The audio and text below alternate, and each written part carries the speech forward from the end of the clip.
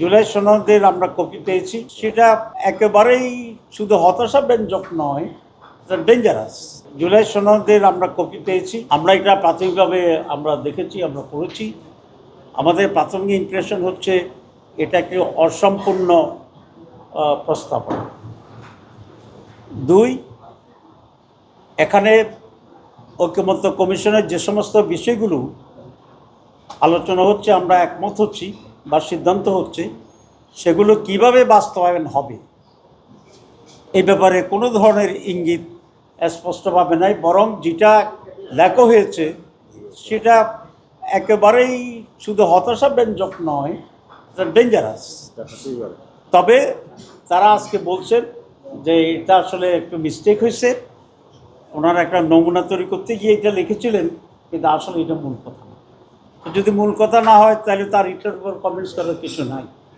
আর যদি মূল কথা হয়, এটা একেবারেই জুলাই স্পিরিটের এত বাইরে যে এটাকে গ্রহণ করার কোনো সুযোগ নেই।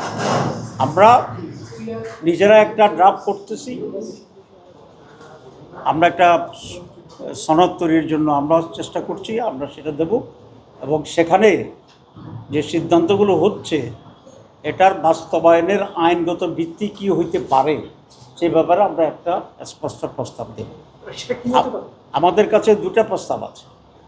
একটা হচ্ছে এখানে আপনার বিধিমালা তৈরি করে, যেটা আগে হয়েছিল, জিয়াউর রহমান সাহেব যখন চিফ মার্শাল অ্যাডমিনিস্ট্রেটর হয়েছিল, তার থেকে উনি প্রেসিডেন্টের যে উত্তরণ ঘটিয়েছিলেন, সেখানে একটা গণভোট উনি করেছিলেন, এবং গণভোটে যাওয়ার আগে উনি অধ্যাদেশ জারি করেছিলেন।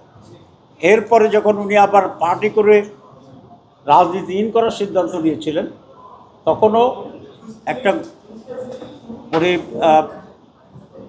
একটা অধ্যাদেশ তখন উনি জারি করেছিলেন, এবং এই উদ্দেশ্যের ভিত্তিতে নির্বাচন হয়েছিল, উনি ইলেক্টেড হয়েছিলেন, তার দল মেজরিটি পেয়েছিল। পরে পার্লামেন্ট এসে এটাকে রেটিফাই করেছে, এটার বৈধতা দিয়েছে। তা আমরা মনে করি এই দুটা পদ্ধতিকেই আমরা গ্রহণ করতে পারি। হয় অধ্যাদেশের মাধ্যমে এটাকে আইনি ভিত্তি দেওয়া, এবং পরে যারাই নির্বাচিত হন তারা এটাকে রেটিফাই করবেন, এই কমিটমেন্ট। আর সেটা যদি না হয় তাহলে এটাকে গণভোটে দেওয়া, জনগণই এটার ব্যাপারে চূড়ান্ত সিদ্ধান্ত নেবে। জনগণ যদি গ্রহণ করে তাহলে এই আইনের ভিত্তিতে আগামী নির্বাচন এবং অ্যামেন্ডমেন্টগুলো, আর যদি জনগণ রিজেক্ট করে তাহলে আগের পদ্ধতিতে হবে। সুতরাং এটার একটি আইনি ভিত্তি দিতে হবে, এবং এটার জন্য আমাদের আইদার, আমি যেটা বলছি, অধ্যাদেশ অর গণভোট, এই দুটি হচ্ছে আমাদের প্রস্তাবনা। আপনাদের সবাইকে ধন্যবাদ।